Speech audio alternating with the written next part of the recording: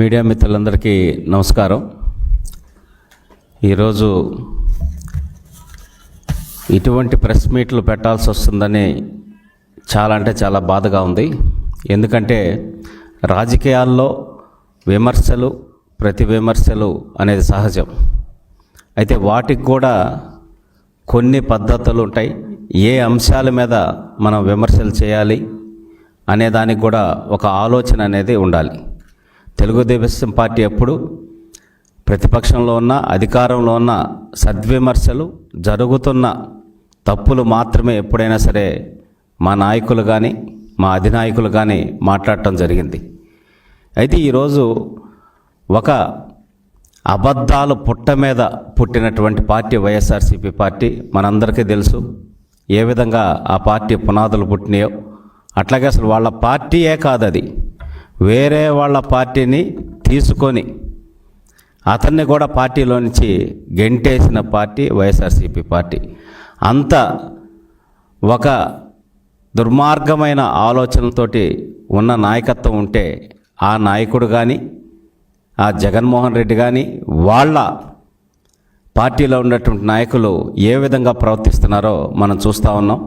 దాంట్లో భాగంగా డిఎస్సి 2025 ఈరోజు రాష్ట్రంలో 2019 నుంచి 24 మధ్య ఎటువంటి ఉద్యోగ అవకాశాలు లేక లక్షలాది మంది అప్పులు చేసి మరి కోచింగ్ సెంటర్లలో కోచింగ్ తీసుకొని, ఎందుకంటే జగన్మోహన్ రెడ్డి 2019లో అధికారంలోకి రాగానే మీకు జాబ్ క్యాలెండర్ ఇస్తా, ప్రతి జనవరి 1వ తారీఖు జాబ్ క్యాలెండర్ రిలీజ్ చేస్తా అని చెప్తే అమాయకంగా గొర్రె కషాయ వాళ్ళని నమ్మినట్టు నమ్మి నిరుద్యోగులందరూ ఏ విధంగా నష్టపోయారో మనం చూసాం. ఒక జాబ్ క్యాలెండర్ లేదు, ఒక డిఎస్సి లేదు. 2014 నుంచి 19 మధ్య చంద్రబాబు నాయుడు గారు తీసుకొచ్చిన కంపెనీలని రాష్ట్రం నుంచి వెళ్ళగొట్టారు. కంపెనీ ప్రతినిధుల్ని బెదిరించారు. వాటాలు ఇవ్వకపోతే మిమ్మల్ని ఇక్కడి నుంచి తరివేస్తామని చెప్తే భయపడి పక్క రాష్ట్రాలకు వెళ్ళిపోయిన పరిస్థితి. అటు ప్రభుత్వ ఉద్యోగాలు, ఇటు ప్రైవేటు ఉద్యోగాలు రెండూ లేక నిరుద్యోగ యువత నరకం చూసినటువంటి పరిస్థితులు 2019 నుంచి 24 మధ్య. నారా లోకేష్ గారు యువగళం పాదయాత్ర ప్రారంభించినప్పుడు ప్రతి నియోజకవర్గంలో వచ్చిన వినతుల వెల్లువ ఈ ఉద్యోగాలకు సంబంధించి, జాబ్ క్యాలెండర్ గురించో, డిఎస్సి గురించో, లేకపోతే మాకు ఉద్యోగ అవకాశాలు ఏదో ఒకటి కల్పించమని చెప్పనేసని ప్రతి నియోజకవర్గంలో ఎన్నో వేల లక్షల కొద్దీ వినతులు అనేది ఆయన స్వీకరించడం జరిగింది.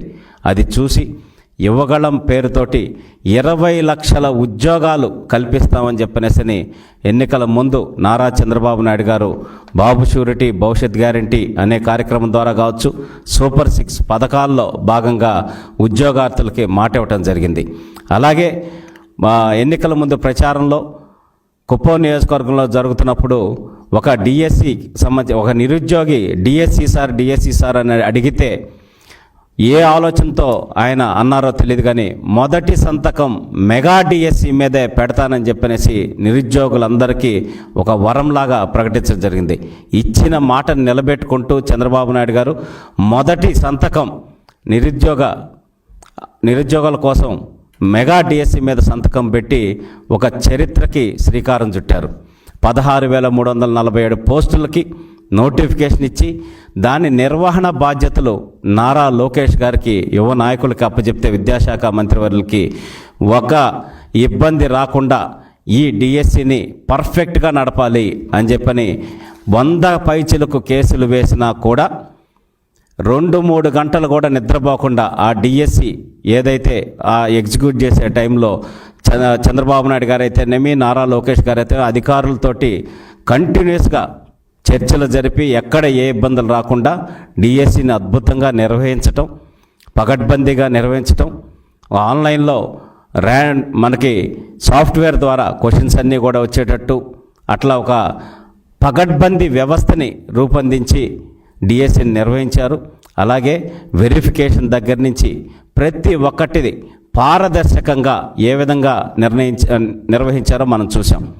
ఎక్కడ ఒక్క ఇబ్బంది లేకుండా ఎవ్వరికి ఏ సమస్యలు వచ్చినా, గ్రీవెన్సెస్ వచ్చినా వాటికి సంబంధించి ఓపెన్ ప్లాట్ఫామ్లో పెట్టి వాటన్నిటిని కూడా డిస్కస్ చేసి 16,000 మందికి ఉద్యోగాలు ఇవ్వటం జరిగింది. ఇక్కడే అమరావతిలో ఆ కుటుంబ సభ్యులు ఉద్యోగార్థులు అందరినీ కూర్చోబెట్టి వాళ్ళకి నియామక పత్రాలు ఇస్తే ఆ ఆనందం అనేది కళ్ళతో చూసి మేమెంతో సంతోషించాం. అట్లా అద్భుతంగా ఉద్యోగాలు ఇవ్వడంతో పాటు వాళ్ళు ఉద్యోగాల్లో చేరి మళ్ళీ అద్భుతమైన ఫలితాలు ప్రభుత్వ బడుల్లో మొన్న రావటం జరిగింది. మనం అందరం చూసాం.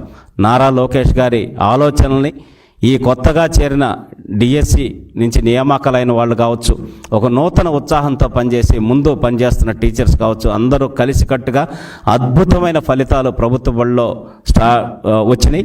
మనం అందరం చూసాం.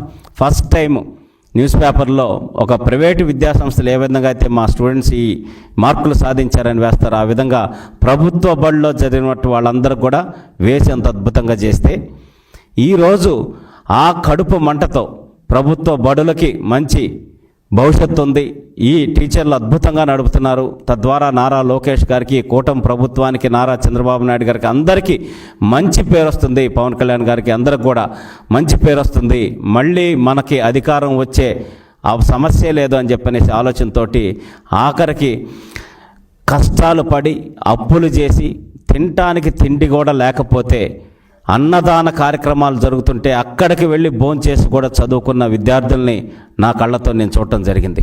నేను గ్రాడ్యుయేట్ ఎమ్మెల్సీగా పోటీ చేసేటప్పుడు మేము ఎన్నో కోచింగ్ సెంటర్స్ కానీ వాళ్ళందరికీ కూడా తిరిగితే కడు పేదరికంలో ఉన్నా సరే ప్రభుత్వ ఉద్యోగం కొట్టాలనే లక్ష్యంతో కడుపు మార్చుకొని మరి కష్టపడి చదివి ఉద్యోగాలు కొట్టిన పిల్లలు ఉన్నారు. అటువంటి విద్యార్థుల మీద మీ విషం కక్కుతూ ఈ రకంగా వాళ్ళని వాళ్ళ కుటుంబ సభ్యుల్ని మానసికంగా వేధిస్తున్నారంటే మీరు ఎంత దుర్మార్గమైన ఆలోచనలు ఉన్నాయో ఒక్కసారి ఆలోచించాలి. మీ ఇప్పుడు కూడా ప్రజలు మిమ్మల్ని తరిమి కొట్టేటటువంటి పరిస్థితి ఉంటుంది సంగతి కూడా తెలుసుకోవాలి. ఎందుకంటే ప్రతి ఒక్కటి డిపార్ట్మెంట్ హెడ్స్ ఎవరైతే ఉన్నారో వాళ్ళందరూ కూడా ప్రిన్సిపల్ సెక్రటరీ గారు అయితేనేమి, కమిషనర్ గారు అయితేనేమి, స్పోర్ట్స్ కోటాలో జరిగిందని చెప్పనేసి మాట్లాడితే కనీస జ్ఞానం కూడా లేకుండా ప్రతి దానికి వాళ్ళు మాట్లాడినటువంటి వాళ్ళు చేసిన ప్రతి ఆరోపణకి ఉదాహరణ చెప్తూ ఏ విధంగా ప్రాబ్లం దాన్ని సాల్వ్ చేసాం, ఏ విధంగా ఎందుకు వాళ్ళకి అర్హత రాలేదనేది కూడా వివరించడం జరిగింది. జగన్మోహన్ రెడ్డి గారు కొంతమంది పేటీఎం బ్యాచ్ని తీసుకొచ్చి కూర్చోబెట్టి మీటింగ్ పెట్టి ఉద్యోగాలు ఇవ్వకపోగా ఇంకా ఏదో రాష్ట్రంలో 2025 డిఎస్సిలో ఏదో జరిగిపోయిందనేటటువంటి ఉద్దేశాన్ని ప్రజల్లోకి తీసుకెళ్లాలని ఆలోచించడం అంతకన్నా దారుణమైన అంశం ఇంకోటి లేదని తెలియజేస్తున్నాం. అలాగే వైఎస్ఆర్సీపీ నాయకులకు కూడా చెప్తా ఉన్నాం, మీ బిడ్డలకు కూడా దీంట్లో ఉద్యోగాలు వచ్చినాయి. ఈ 16,000లో తెలుగుదేశం పార్టీకో, జనసేన పార్టీయో, బీజేపీ పార్టీకో, కూటమి ప్రభుత్వంలో ఉన్న పార్టీలకు సంబంధించిన వాళ్ళకేం రాలేదు. నిరుద్యోగి ఎవరైనా సరే కష్టపడి చదివి రాసిన ప్రతి ఒక్కరికి దీంట్లో ఉద్యోగాలు వచ్చాయి. దాంట్లో వైఎస్ఆర్సీపీ నాకు తెలిసి చాలామంది వైఎస్ఆర్సీపీ నాయకుల పిల్లలకు కూడా ఉద్యోగాలు రావటం జరిగింది. అంటే మీ బిడ్డలు రాసి ఉద్యోగం తెచ్చుకుంది కూడా అవాస్తవమేనా అనేది సందర్భంగా నేను ప్రశ్నిస్తా ఉన్నా. ఇప్పటికైనా ఇటువంటి చౌకబార ఆలోచనలు మానుకొని ప్రజాహితం కోరి సద్విమర్శలు చేస్తూ మీ గౌరవం పెంచుకోకపోతే ప్రజలు ఎక్కడ కనపడితే అక్కడ కొట్టేటటువంటి పరిస్థితి ఉంది. అటువంటి ఉద్యోగాలు తెచ్చుకున్న పిల్లల్ని, వాళ్ళ తల్లిదండ్రుల్ని మానసికంగా ఈ రకంగా హింసించడం అనేది తగదు. ఇప్పటికైనా ఈ ఆరోపణలు మానుకొని జరిగిన వాస్తవాలు మొత్తం అన్ని అధికారులు కావచ్చు అన్ని రకాలు కూడా వివరించడం జరిగింది. వాటన్నిటి గణాంకాలతో సహా స్పోర్ట్స్ కోటాలు ఇంకా 39 పోస్టులు మిగిలి ఉన్నాయి. అమ్ముకునే పని అయితే 39 పోస్టులు ఎందుకు మిగిలిస్తారు? కనీస ఇంగిత జ్ఞానం కూడా లేకుండా ప్రవర్తిస్తున్న మీకు ఇప్పటికైనా హెచ్చరిస్తూ ఉన్నాం, ఇది మానుకోవాలి. 100కు 100% మళ్ళీ ఇంకొకటి 2025 డిఎస్సిని మేము రద్దు చేస్తామని చెప్పేసి కొంతమంది మాట్లాడుతూ ఉన్నారు వైఎస్ఆర్సీపీ నాయకులు. అంటే ఏంటి, మేము వస్తే అది పగలగొడతాం, ఇది దించేస్తాం, నరికేస్తాం, ఆఖరికి 16,000 మంది భవిష్యత్తు ఉద్యోగాలు డిఎస్సిని కూడా రద్దు చేస్తాం. ఇది ప్రజాస్వామ్యబద్ధం. కూటమి ప్రభుత్వం అన్ని స్పష్టంగా డిఎస్సిని నిర్వహించింది. వాళ్ళకి అండగా నిలబడి ఈ రాష్ట్రంలో అంతా సక్రమంగా జరుగుతుందనేది కూడా ఆల్రెడీ ప్రూవ్ చేయడం జరిగింది. ఇంకైనా ఈ అవాకులు చవాకులు మానుకోవాలని, లేకపోతే భవిష్యత్తులో మిమ్మల్ని తరిమి కొట్టే పరిస్థితి వస్తుందని తెలియజేసుకుంటూ సెలవు తీసుకుంటున్నాం. మీడియా మిత్రులందరికీ నమస్కారం. గత కొన్ని రోజులుగా డిఎస్సి నిర్వహణ పైన, అదేవిధంగా సెలక్షన్ లిస్టు పైన వైకాపా నాయకులు అదేవిధంగా వారి మీడియా అసత్య ప్రచారాలు చేయడం జరుగుతుంది. నిన్న మొన్న కూడా స్పోర్ట్స్ కోటాకు సంబంధించిన స్పోర్ట్స్ కోటా కింద ఎంపికైన అభ్యర్థులకు ఎలాంటి అర్హతలు లేవని చెప్పి మాట్లాడడం జరిగింది. అదేవిధంగా కాల్ లెటర్స్ పంపితే సెలెక్ట్ అయినట్టే కదా, సెలెక్ట్ అయిన వారికే కాల్ లెటర్స్ పంపించారని చెప్పి మిత్రులు చెప్పడం జరిగింది. దీంట్లో మీ సాక్షి పత్రికలోనే మీరు ప్రచురించడం జరిగింది. ఏమని? Mega DSC teachers recruitment test 2025 call letter for certificate verification. Certificate verification కంటే ఏమని అర్థం?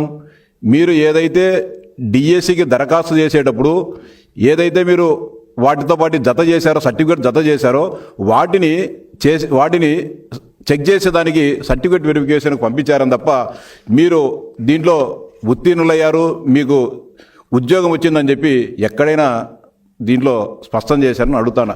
మీ సాక్షి పేపర్లో మీరు ప్రకటించారు call letter for recruitment verification కింద ఇచ్చారు, here by requested to attend for certificate verification in person as per the schedule given below. ఇంత స్పష్టంగా దీంట్లో స్పష్టంగా చెప్తే కాల్ లెటర్ పంపించిన వాళ్ళందరికీ కూడా ఉద్యోగాలు ఇస్తారని చెప్పడం. కాల్ లెటర్ పంపించిన తర్వాత కూడా కాల్ లెటర్ సర్టిఫికేట్స్ వెరిఫికేషన్లో అనేక రంగంలో ప్రైవేట్ కళాశాలలో పకడ్బందీగా పరీక్షించి చేయడం జరిగింది. అంతేకాకుండా ఇంకా దారుణంగా మాట్లాడుతూ ఉన్నారు. స్పోర్ట్స్ కోటా కింద ఉద్యోగాలు ఇచ్చిన వారికి ఏ విధంగా వారు చదువు చెప్తారు,